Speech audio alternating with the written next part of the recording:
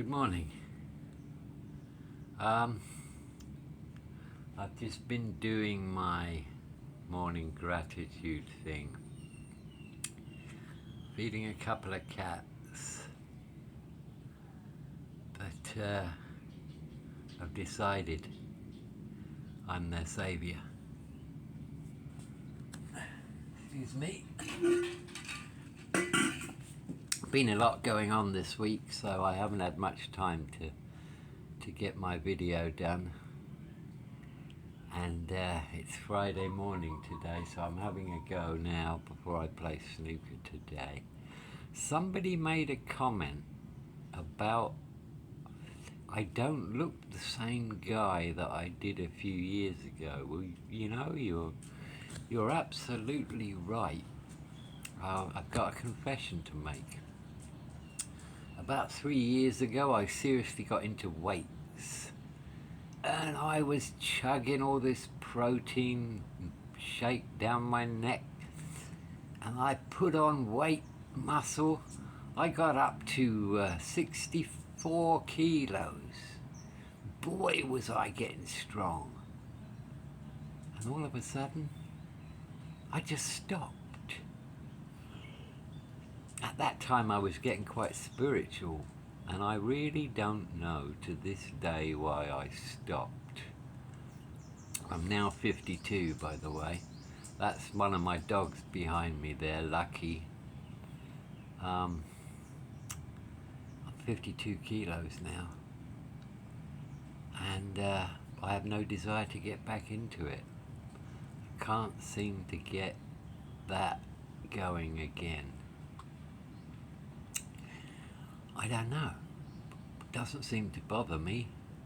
But yeah, you're right. I'm not the same guy I was 2 or 3 years ago. Don't know what to say about that. Anyway, what I really wanted to talk about today was happiness. Happiness. I learned pretty quickly when I started on my road to pursuing happiness. I figured pretty quickly that it comes from within.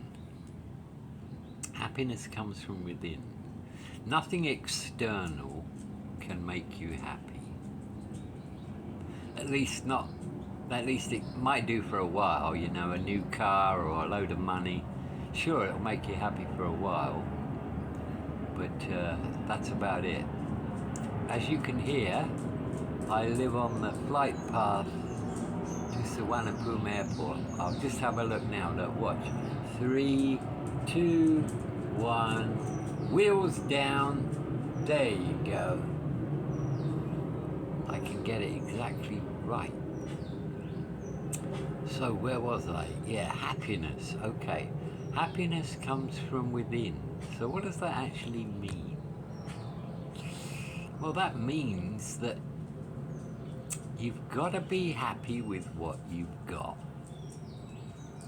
Gratitude is a thing. You've got to be happy with what you've got, and you've got to be grateful. Gratitude is a big thing.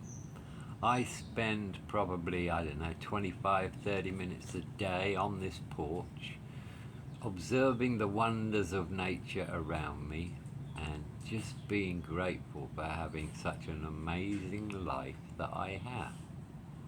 And I actually do have an amazing life.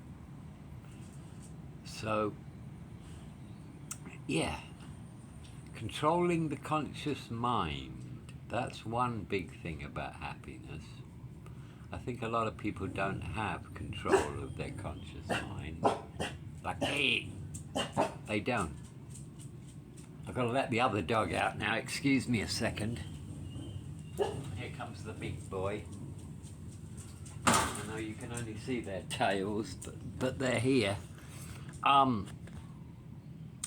Yeah, the naughty monkey, I call it. That's my analogy. The naughty monkey.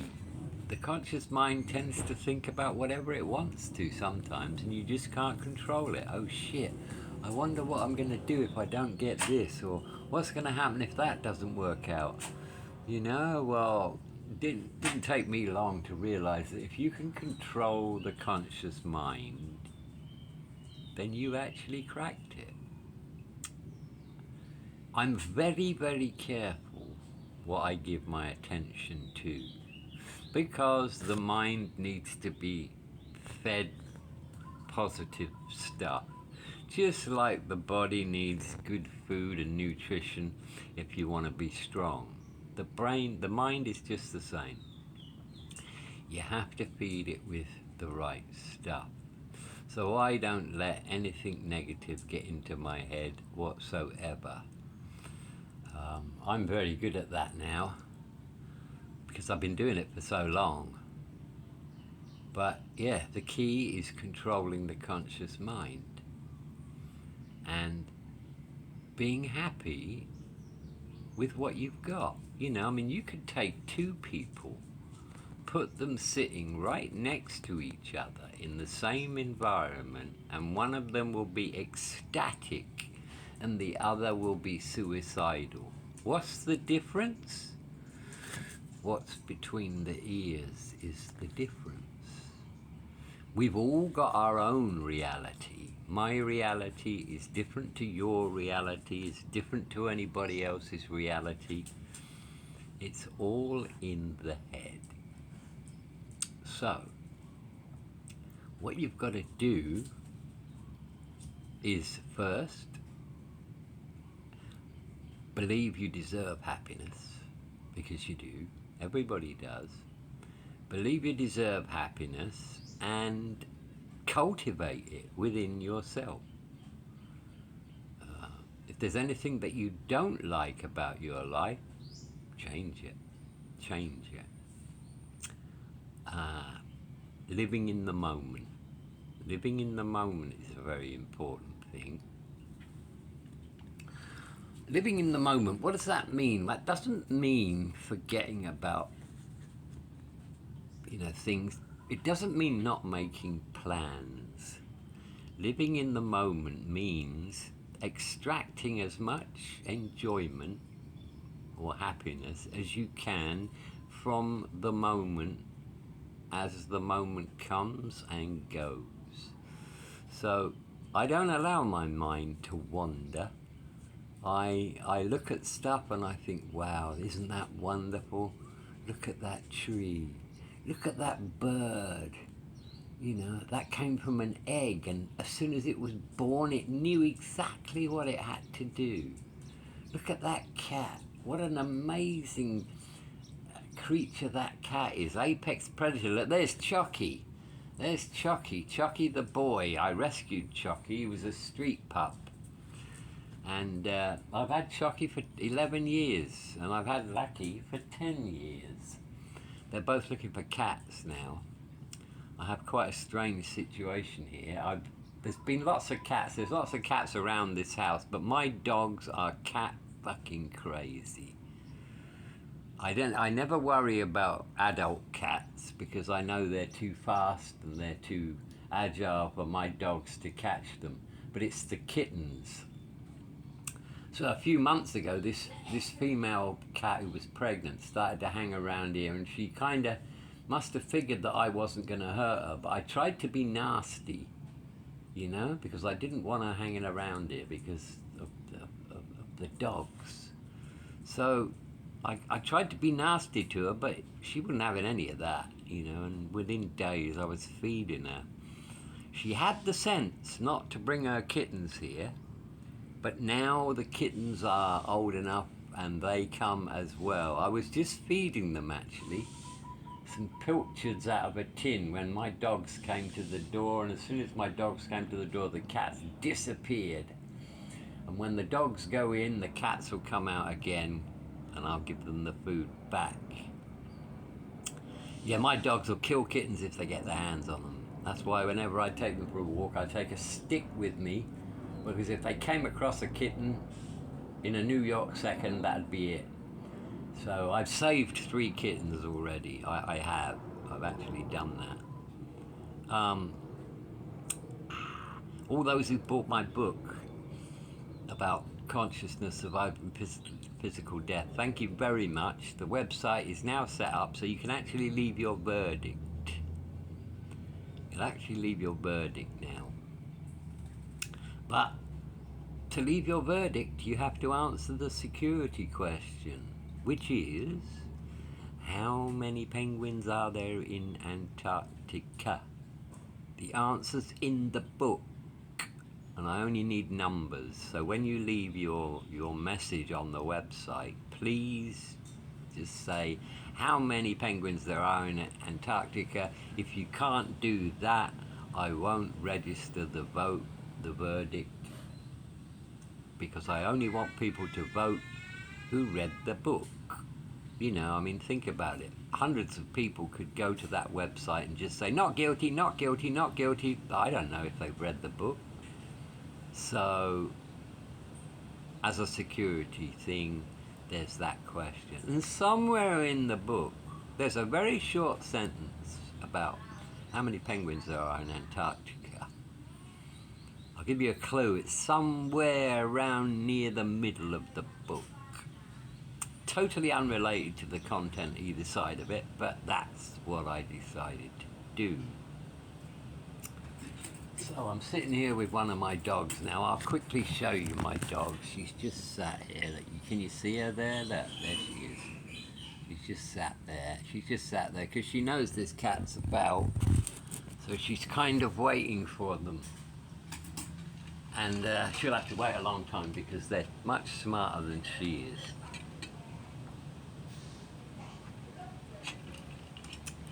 So, back to happiness. I can't remember the last time I was unhappy. I think it might have been about 9 years ago. Something bothered me for a while. But that was it. Nothing else, nothing external has managed to disturb my inner bliss. Inner happiness and bliss doesn't mean that you're walking around with a huge smile on your face, laughing and saying how wonderful the world is. It's an inner feeling of contentment. And I have that. And yeah, shit happens in my life, you know. I went to a gas station the other day and trying to put some air in a tire, and the valve shot out like a bullet.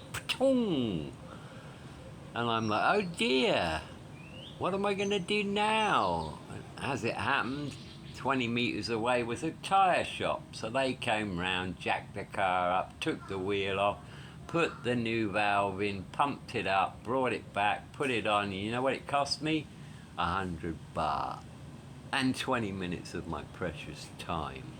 But, you know, shit happens. And when shit happens, you know, I think the most profound advice I've ever had was, you can't change what happens to you, but you can change how you respond. And that's it for me.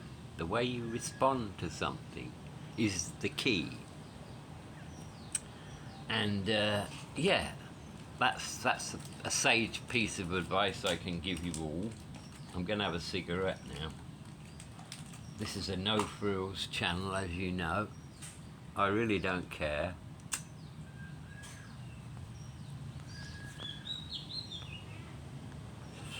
You might think this will kill me. It might. But part of me is kind of looking forward to that day. Seriously, part of me is.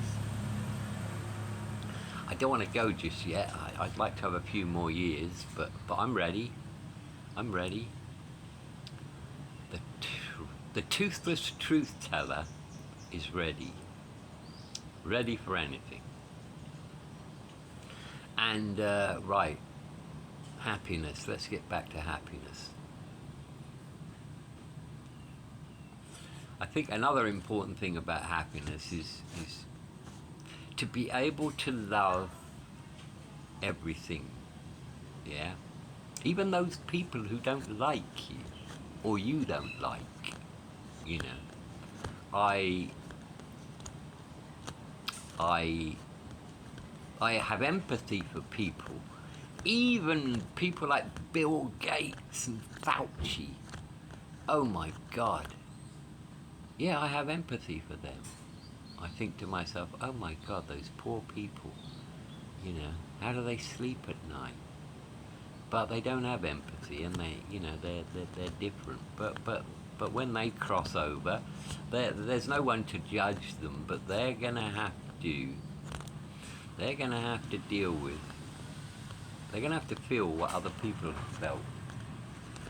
That they're victims, So I wouldn't really be wanting to do that. But we'll see. That's out of my hands. So this is where I sit for half an hour every morning. We're right in the middle of the rainy season now, and there's birds everywhere, and I've got a lovely natural garden here, and yeah, it's pretty good. So I'm playing snooker today. I play snooker with this guy, a nice English guy called Jerry. Not my son, it's another Jerry, and he's a good player, I'm a good player, and we have some great games, best of 13 frames, and that's my passion in life right now, is my snooker. Everybody should have a passion in life, because when you're doing the stuff you don't want to do, just think about those hours you're going to get sometime in the week where you just go fishing or play golf or play snooker or whatever it is that you're into. I think that's very important. We should all have a passion in life. Yeah. The mind, let's talk about the mind. The mind and the brain are very different things, by the way. The mind is your conscious mind, the thing that survives physical death. The mind can be trained. It really can. I once turned a guy's life around in a short space of time, about 3 months. His name was Andy. He might even be watching this, but he contacted me after seeing a few of my YouTube videos, and he was in a real state, he was in a real state. He couldn't stop thinking about bad stuff. So I made him stand in front of the mirror every morning and look at himself in the eyes and say to himself, I am happy. I will not think about negative thoughts. If they come into my head, I'll stop them. And the first couple of weeks, he had the awareness to check himself every time it happened, and guess what? After a while, it didn't happen anymore. He didn't think about bad stuff anymore. And he's made great progress. He's a different person. By the way, I do have about 8 people that I mentor, all for free. They all contacted me by Facebook, and they're all interested in what I have to say. And, Triple T will only tell the truth. I make a point of that. If I don't think it's the truth, I won't say it. And, yeah. I'm very happy to help other people. So if you've got a problem about happiness, or a question even, drop a line in the comments, or you could even find me on Facebook. Paul Wallace, you'll find me. And I'm really happy to do what I can to help other people reach the level of happiness that I've reached. I had a very, very interesting conversation with one of my friends, my YouTube mentor, JB Wanders. We had a conversation about happiness. It went on for about 50 minutes, I suppose. And the link's in the description down below this video, and go check that out if you haven't already. And I talk about some pretty interesting stuff in there. How to turn a negative into a positive. I always do that, like the air crash the other day when 171 people, or whatever, however many it was, were killed. My first thought was, well, lucky that the plane wasn't totally full. Some people escaped. All I'm doing is I'm turning a negative into a positive. and I think that's a good thing. Right, the second dog's just gone in, so I'm going to go and close the door and bring the cat food back so that the cats can eat. So they will come. They will come. Here we go, I'm back now. The cat food is here. Pilchards from a tin. Yeah, that's good. So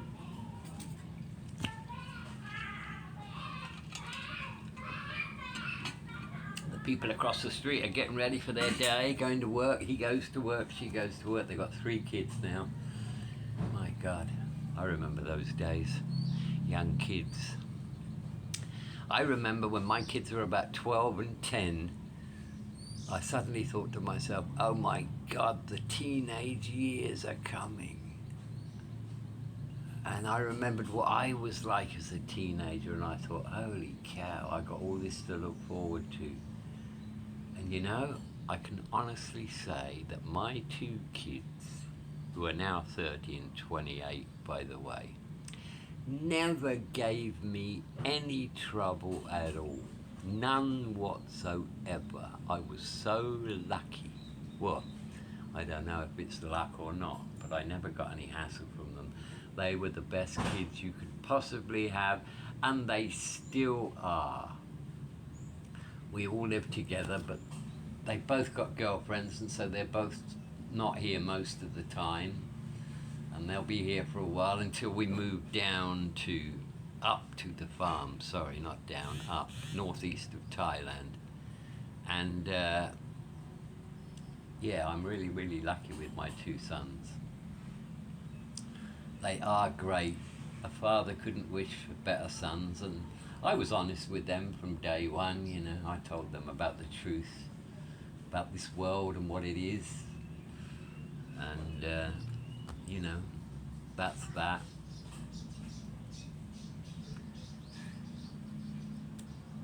Yeah. So today will be a great day. I hope I'll win at snooker today. I'm getting better at it. Such a difficult game. I'll do some videoing one day when I'm playing snooker. It's such a difficult game. My God, is it? I've been playing 2 years now, 3 times a week on average. It's a nice little club nearby me. It's pretty cheap, you know, nice tables, nice people. And yeah, my highest break is 39. And I love playing. I love playing. Yeah. So, happiness. Yeah. It does come from within. And everyone can be happy. It's just about what happens between your ears, what your mind thinks about. I will relate you the naughty monkey Buddhist tale. You may or may not have heard this, but I'll tell it anyway.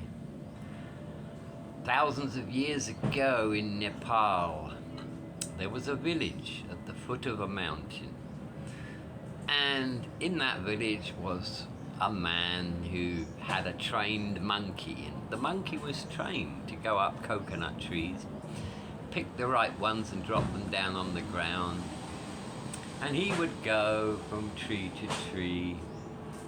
And, you know, when his work was done at the end of the day, the man would sit by his fire and he would drink wine. And he would drink wine until he fell over in a drunken stupor.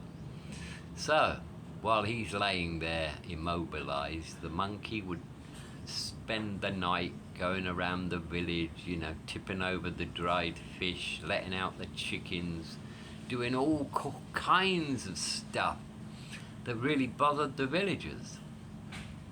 And they told him a few times, you know, you got to take care of the monkey at night, it's doing all this stuff. And he couldn't really do much about it. He would just drink himself into a stupor, and that would be it. When the sun went down, the monkey kicked off. So the head man of the village one day, he decided he would make the trek to the mountaintop, where an old wise man lived in a tiny little hut. He was like a Rusi, like a shaman. So after 3 days of trekking through swamps and prickly bushes, he finally made it to the top, and there he saw the little hut. And he pushed open the door, and there's the old man with the white beard sitting cross-legged in the middle of the room. "What can I do for you, sir?" he said. So the head man of the village went ahead and told him all about, what this monkey's doing and what can they do to stop it. And the wise man just said, "Tie the monkey to a tree after his work." And that was it. That's all he said. And so that's what they did. What's the moral of that story? Well, the moral of that story is we all have to somehow learn to tie our naughty monkey to a tree when we're not using it. My best advice would be to anyone who can't control what they think about is when you're doing your work or when you're doing anything, give it your 100% attention. Work your mind, work your brain hard, and then when you're relaxing and you're not really having to think about anything, your mind will be tired and it won't want to go off on these tangents. I've tied my naughty monkey. In fact, no, I haven't tied my monkey to a tree. My monkey is so well behaved now, it won't go anywhere unless I let it. And so I never think about bad stuff, ever. I can listen to somebody unload all their troubles on me and it just goes straight over my head. None of it gets inside. I won't watch anything negative. I'm only into positive stuff. If you feed your mind with positivity, then it will be healthy. I have no ego. I guess you probably guessed that now. That was a game changer, losing one's ego. I used to have an ego. I used to worry about what people thought about me and stuff like that. But over the years, I've managed to kill it. And I really don't care too much about what people think or say. When I first went on Irish Times and did those videos, some of the comments were, "Oh my God, toothless drug addict. What you got him on here for?" And my answer to that was always, I would reply actually, I'd say, "May your life be full of wonder and joy. Kill 'em with kindness." Yeah, that's the way I am now.